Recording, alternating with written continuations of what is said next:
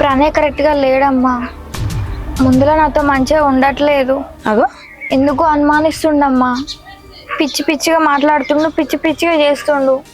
ఏమైందే? అసలు ఏమంటుండు చెప్పు.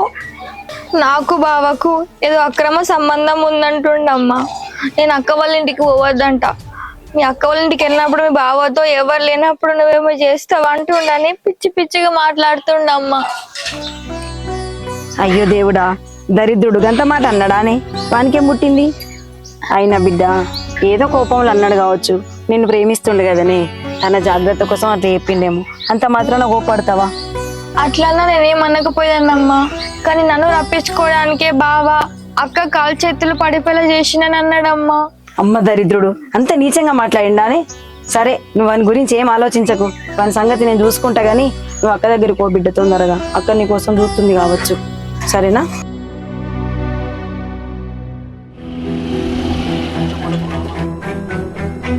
అల్లుడు ఇట్రా ఇట్రా ఇట్రా. ఎక్కడున్నావా?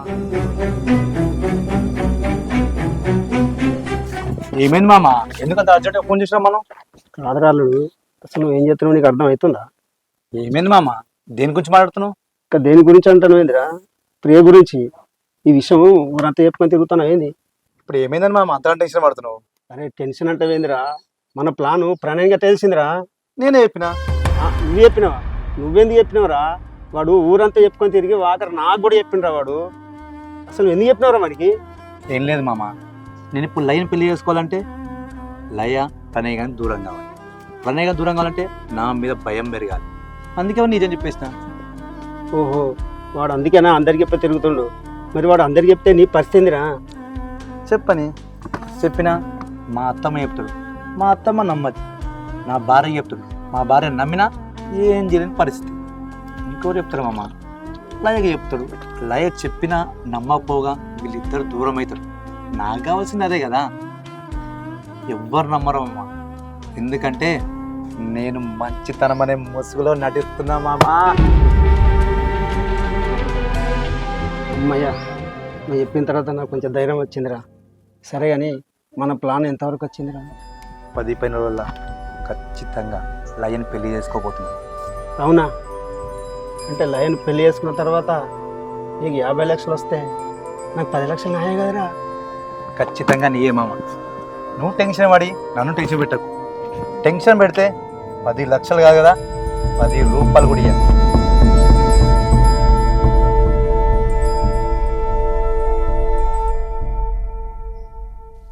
వదినా ప్రణయ్, మంచిగున్నావా? నేను మంచిగా ఉన్నా. ఇంట్లో వెళ్ళారు ఒక అనుకున్నా. ఎవరు లేరు ప్రణయ్, ఏమైంది? నీకు ఒక విషయం చెప్పాలి వదినా. వదినా, నువ్వు అనుకున్నట్టు నీ భర్త మంచోడు కాదు, వాడు పెద్ద దుర్మార్గుడు వదినా. ఏమైంది ప్రణయ్, ఎందుకు అట్లా అంటాను? వదినా, నువ్వు ఇట్లా అవడానికి కారణం ఎవరో తెలుసా? నీ భర్తనే. నువ్వు రోజు తాగే పాలల్లా మందు కలిపి ఇట్లా కావడానికి కారణమైండు. నీకు ఇంకొక విషయం చెప్పాలా? ఇదంతా ఎందుకు ఎత్తుండో? నీ చెల్లె కోసం, లయాని పెళ్లి చేసుకోం కోసం. సరే, మరి ఇప్పుడు ఏం చేద్దాం అనుకుంటున్నాను? ఏంది వదినే, నేను ఎంత సీరియస్గా చెప్తున్నా పట్టి పట్టినట్టు మాట్లాడుతున్నావు? అసలు ఏమైంది నీకు? నీ కాలు చేతులు పడిపోయినట్టే నీ కోపం కూడా పడిపోయిందా ఏంది? నువ్వు చెప్పింది మొత్తం నాకు తెలుసు, నీకు తెలియని కూడా నాకు తెలుసు ప్రణయ్. ఎందుకంటే ఆ విషయాలన్నీ చెప్పింది నా భర్తే. ఎందుకు చేస్తున్నాడో కూడా నాకు తెలుసు, ఆ విషయం కూడా అయినా చెప్తున్నాను. అసలు ఏం మాట్లాడుతున్నావు వదిన నువ్వు? అసలు ఏం జరుగుతుందో నాకు ఏం అర్థమైతలేదు ఇక్కడ. నేను ఉన్నా కదా నీకు అన్ని వివరించి చెప్పడానికి. దా. ఛీ, అసలు నువ్వు మనిషివేనా? ఒక అమ్మాయి కోసం కట్టుకున్న భార్యని ఇట్లా చేస్తావా? అసలు నీకు ఏం కావాలి? దేనికోసం చెప్తున్నావు ఇదంతా? నీకు తెలిసినంత వరకు ఆయన లయని పెళ్లి చేసుకోవడానికి ఇదంతా చేస్తున్నాడని తెలుసు, కానీ దాని వెనుక ఇంకో కారణం ఉంది. లయ పేరు మీద ఉన్న 50 లక్షల కోసం కూడా చేస్తున్నాడు. నా పెళ్లి చూపుల్లో లయని చూసినప్పుడు లయ అందానికి పడిపోయి లయని ప్రేమించిండు. కానీ ఆ తర్వాత లయ పేరు మీద ఉన్న 50 లక్షల గురించి తెలుసుకొని ఆ 50 లక్షల మీద ఆయన కన్ను పడ్డది. నువ్వేం టెన్షన్ పడకు ప్రణయ్, లయనైన నుంచి కాపాడే బాధ్యత నాది. ఏందే నా నుంచి దాన్ని కాపాడేది? అసలు నువ్వు ఇంతకు ఎవరా? నువ్వు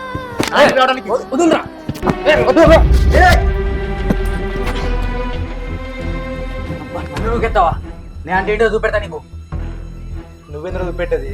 నీతోనే ఏం కాదు దుబాయ్.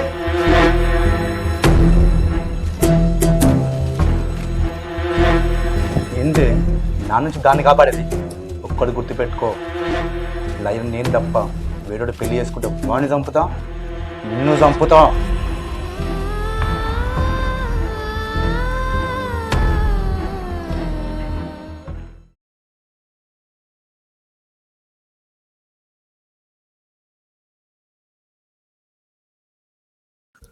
అక్క అన్నం పెట్టుకొస్తా. ఏమొద్దులయ్యా, నీతో ఒక విషయం మాట్లాడు. ఇక్కడ కూర్చో. దేని గురించి అక్క? ఏమైంది? ప్రణయ్ సూర్య గురించి ఏమన్నా నీ దగ్గరకు వచ్చి చెప్పాడా? ఇప్పుడు దాని గురించి ఎందుకు అక్క? వదిలేయ్. వాడేదో పిచ్చివాగుడు వాగిండు, నువ్వేం మనసులో పెట్టుకోకక్క. అయినా నీకెవరు చెప్పిర్రు? ప్రణయ్ చెప్పింది నిజమేలయ్యా. ప్రణయ్ ఏం పిచ్చివాగుడు ఆగలే. సూర్యతోనే నీకు నిజంగానే ప్రమాదం ఉంది. ఏందక్క నువ్వు అట్లే మాట్లాడుతున్నావు? మీది ఒకటే రాయింది. అంత మంచి మనసుని పట్టుకొని ఆయన దొంగ, నేను పెళ్లి చేసుకుందాం అనుకుంటున్నాడు, నన్ను మోసం చేస్తుంది. ఏందక్క ఈ మాటలు? ఛ! నువ్వు ఇట్లా అంటావు అనుకోలేదక్క. ఇప్పుడు నేనున్న పరిస్థితిలో నేను అబద్ధం చెప్పాల్సిన అవసరం నాకు లేదు. పైగా నా భర్త మీద ఇంత పెద్ద నింద వేయాల్సిన అవసరం అస్సలే లేదు. అయినా కూడా నేను ఎందుకు చెప్తున్నాను ఒక్కసారి అర్థం చేసుకోలేయా. నిజమా? బావ ఎందుకు ఇట్లా చేస్తుండు? ఇట్లా చేస్తే బావకి ఏమొస్తుంది? నాకు అస్సలు నమ్మబుద్ధి కావట్లే. సూర్య నా పెళ్లి చూపులకు రాకముందు వరకు నన్ను ప్రేమించిండు. నా పెళ్లి చూపులో నిన్ను చూశాక ఆయన కన్ను నీ మీద పడ్డది. నిన్ను ప్రేమించిండు, నిన్ను పెళ్లి చేసుకోవాలనుకున్నాడు. నేనుంటే అది సాధ్యం కాదని చెప్పి నేను తాగే పాలల్లా రోజు మందు కలిపి నేను ఇలా కావడానికి కారణమయ్యాడు. ఒకరోజు ఆయన చనిపోవడానికి ఉరేసుకుంటుంటే, ఏమైంది సూర్య, ఎందుకు ఇట్లా చేస్తున్నామంటే, డబ్బులు కావాలి అని అన్నాడు. అప్పుడు నేను నీ పేరు మీద ఉన్న 50 లక్షల గురించి చెప్పిన. కథం ఆయన ప్రేమ కాస్త అవసరంగా మారిపోయింది. ఆయన కన్ను 50 లక్షల మీద పడింది. ఛీ, బావా ఇంత నీచంగా ఆలోచిస్తాడా? బావ ఇట్లా చేసిందంటే నమ్మలేకపోతున్నా అక్క. ఇప్పుడు ఏం చేద్దాం అక్క? మీకు ఇట్లా కావడానికి కారణం బావే అని తెలిస్తే నాకు కోపం వస్తుంది అక్క, చంపాలనిపిస్తుంది. ఇప్పుడు ఏం చేద్దాం అక్క? ఏం చేయాలనేది నేను ఆలోచిస్తా. నువ్వు విషయం వెళ్ళి అమ్మకు చెప్పు. సరే.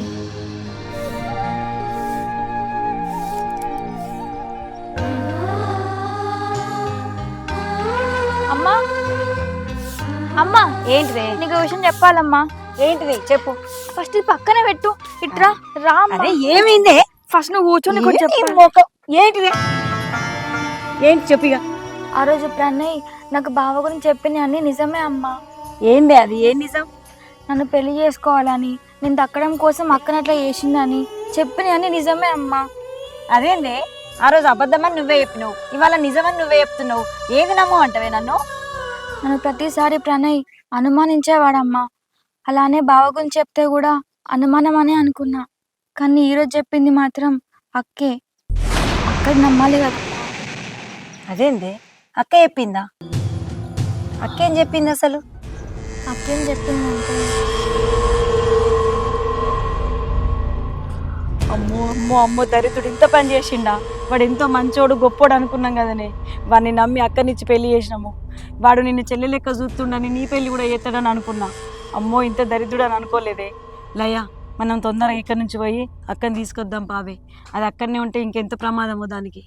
పా బిడ్డ పా, పోదాం పా. అమ్మో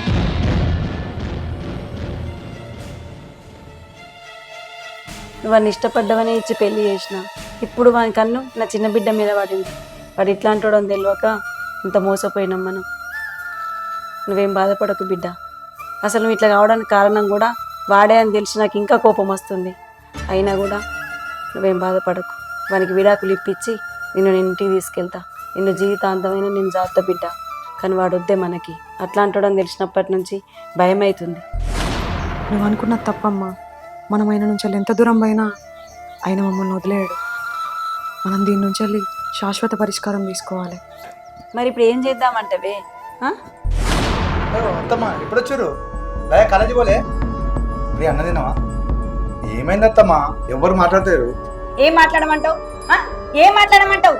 నేను మాట్లాడితే నీ గుండె తట్టుకుంటుందా? నేను మాట్లాడే ప్రతి ప్రశ్నకు నువ్వు ఆన్సర్ ఇవ్వగలుగుతావా? ఏమైందత్తమ్మా అంత కోపం మాట్లాడుతారు? పొద్దున బీప్ వేసుకోలే?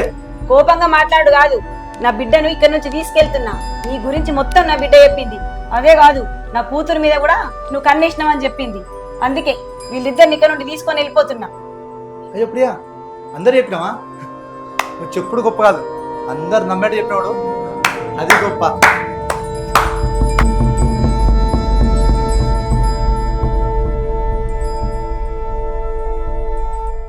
ఏందత్తమ్మా నీ ఇష్టం వచ్చినప్పుడు నీ బిడ్డను తీసుకోతా అనుకుంటే నువ్వు కూడా అనుకుంటావా? ఒక్క అడుగు ముందుకేమా, దాని కాళ్ళు చేతులు శాశ్వతంగా పడిపోయినాయి. తీసుకో చూస్తా అడుమన్. ఏమైందత్తమ్మా నోట్లకి మాట వెళ్తలేదు? నేను మెడబట్టి గెట్టించలోపే మీరు వెళ్ళండి. వెళ్ళండి.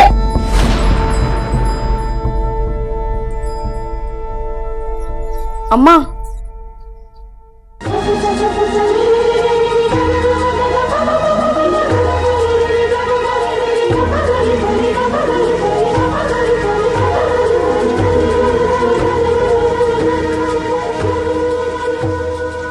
నువ్వు ఎట్లా నడుతున్నావు? నీ కాళ్ళు పడిపోయినాయిగా. నువ్వు ఇచ్చిన పాలు తాగితే నా కాలు చేతులు పడిపోయేటి. అసలు నువ్వు ఇచ్చిన పాలు నేను ఎప్పుడు తాగిందని ఒక్కరోజు తాగిన. ఆ తర్వాత నువ్వు మీ మామయ్యతో చెప్పేది నేను మొత్తం విన్నా. ఆ తర్వాత నుంచి వెళ్ళి నేను కేవలం పాలు తాగినట్టు నటించిన అంతే. నువ్వేదో పెద్ద ప్లాన్ వేసినా అని చెప్పి నువ్వు ఫీల్ అవుతున్నావా సూర్య? నీకు తెలియకుండా నీకంటే పెద్ద ప్లానే నేను వేసిన. పా అమ్మ, ఇక ఈయనతో ఉండాల్సిన అవసరం నాకు లేదు.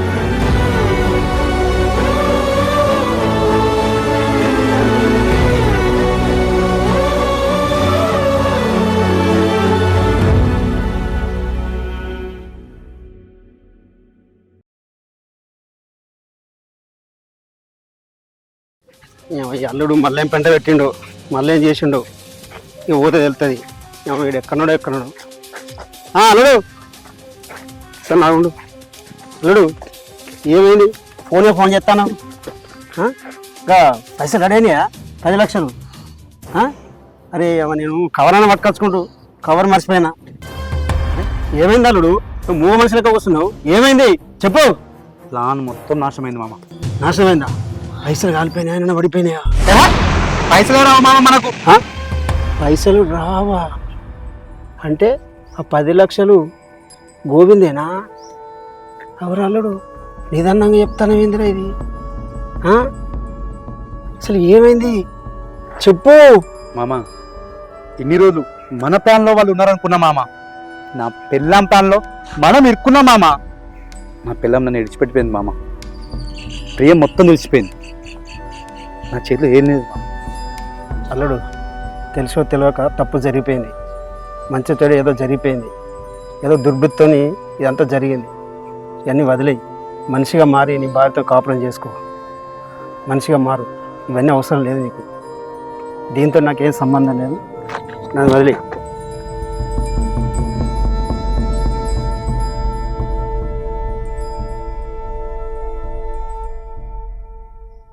ప్రణయ్, నేను తప్పుగా అర్థం చేసుకున్నా.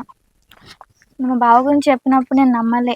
ఎందుకంటే ప్రతి విషయంలో నన్ను అనుమానిస్తావు కాబట్టి మా బావ విషయంలో కూడా అనుమానించినవేమో అనుకున్నా.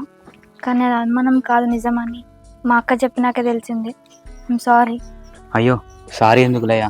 ఇప్పటికైనా నువ్వు నన్ను అర్థం చేసుకున్నావు. మనం ఎంత తొందర పెళ్లి చేసుకుంటే అంత మంచిది లేయా. పెళ్ళా?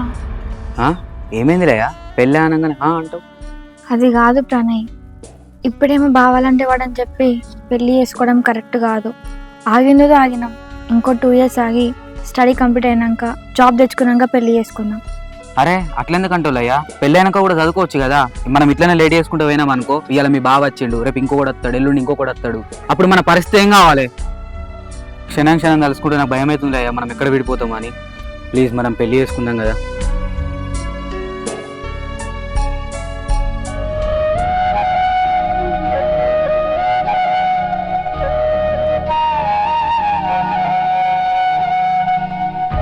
ప్రియా, ఎన్ని రోజులు ఇట్లా బాధపడుకుంటూ కూర్చుంటావే?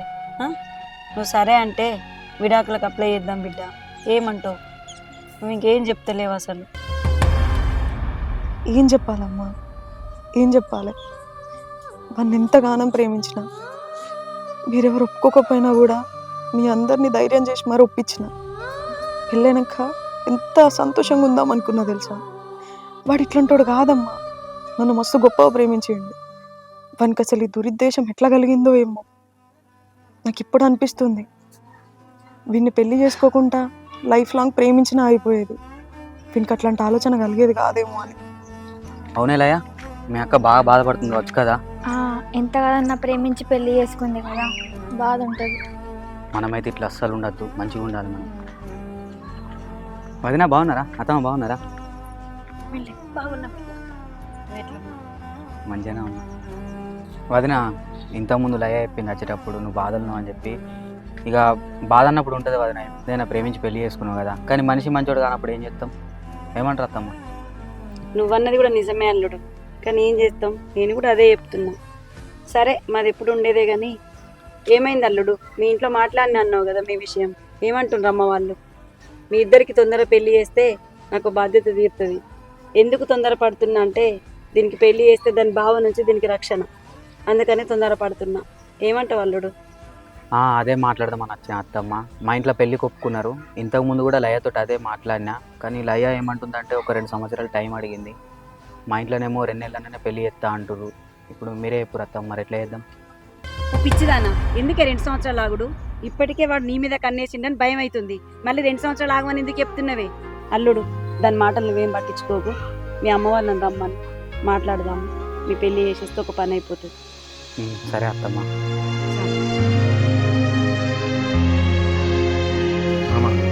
నాకు తెలుసో తెలియకును నేను తప్పు చేసిన, నా తప్పు నేను ఒప్పుకుంటున్నా.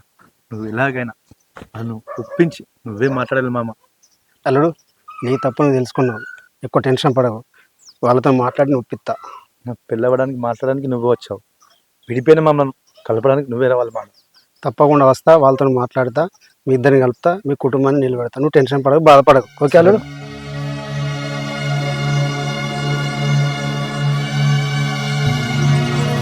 ప్రియా, ప్రియా, ప్రియా.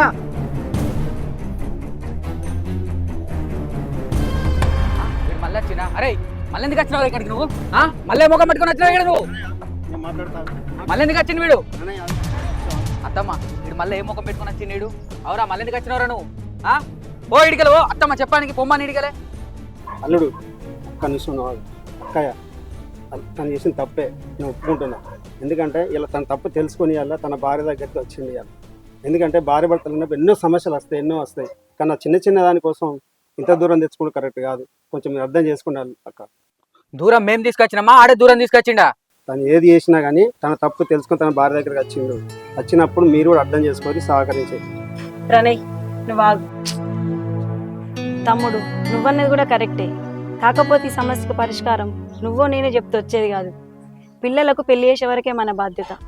పెళ్లి చేసిన తర్వాత ఎంత పెద్ద సమస్య అయినా వాళ్ళే పరిష్కరించుకోవాలి. కాకపోతే ఇది ఎంత పెద్ద విషయం కాకపోతే మన దాకా వస్తుంది. తను ప్రేమించి పెళ్లి చేసుకుందే అక్కను, తర్వాత చిన్న బిడ్డ మీద కన్నేసిండు. అది ఎంతవరకు కరెక్ట్? అందుకే ఇప్పుడు మీరు ఈజీగా వచ్చి పంపి నీ బిడ్డనంటే నేను ఎలా పంపిస్తాను?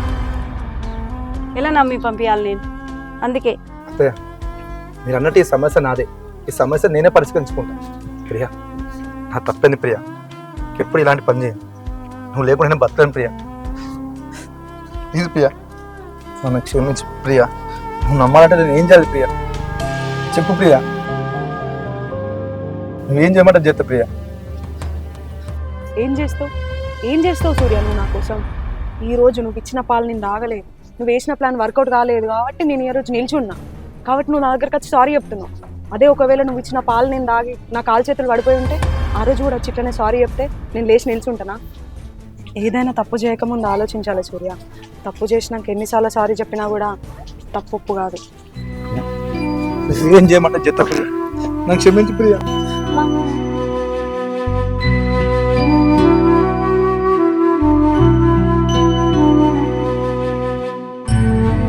సూర్య, నువ్వు నా కాళ్ళ మీద పడి సారీ చెప్పాల్సిన అవసరం లేదు సూర్య. ఇంకొకసారి తప్పు చేయా అని చెప్పి నీ గుండెల మీద చేయి తీసుకొని చెప్పు, నేను నీతో పాటు వచ్చేస్తాను. నా గుండెల మీద చేసుకొని చెప్తున్నా ప్రియా, ఇప్పుడు ఇలాంటి పని చేయను, ఇప్పుడు తప్పు చేయను ఇలాంటి. మంచి మంచి ప్రియ. అమ్మా అమ్మా ఏం బిడ్డ ఏమైంది? ఏమైంది? సారీ అయ్యా, ఇంకెప్పుడు అలా చేయం. అయ్యో సారీ ఎందుకు బాబా, నువ్వు మంచోడు పోయి మా అక్కని మంచిగా చూసుకుంటే చాలు. మంచిగా చూసుకుంటాం. అల్లుడు, ఇంకోసారి ఇట్లాంటి తప్పులు చేసినావో నాకు తెలిసిన పోలీసు వాళ్ళు ఉన్నారు, మెత్తగా దంచితే ఏమనుకుంటున్నావో. అంత అవసరం నీకు రాని వస్తాయా? సరే. ఏయ్, నువ్వేంది ఎక్కడ నిలబడ్డావు? నువ్వే నిలబడిపో. అల్లుడు నువ్వు ఇట్రా.